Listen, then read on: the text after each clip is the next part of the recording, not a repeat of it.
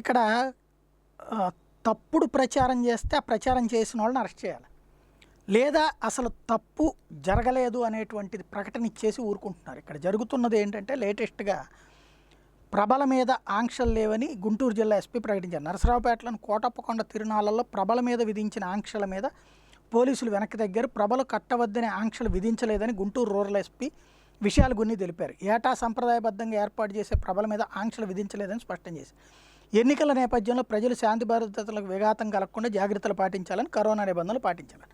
ఇక్కడ మెయిన్ ఏంటంటే అసలు ఎవరు ప్రచారం చేస్తున్నారు వీటి మీద నిషేధం అనేటువంటిది.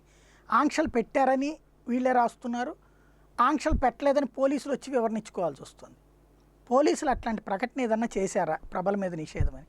లేదు, లోకల్గా ప్రచారం చేసేసి ఆ పైన పోలీసులు సమాధానం ఇచ్చేలా చేస్తున్నారు. అంటే ట్రాపింగ్ న్యూస్ అంటారు ఇది, వాళ్ళని రెచ్చగొట్టేటువంటి చర్యలు. ఇది పొలిటికల్ వాళ్ళు యూజ్ చేస్తారు ఇట్లాంటిది.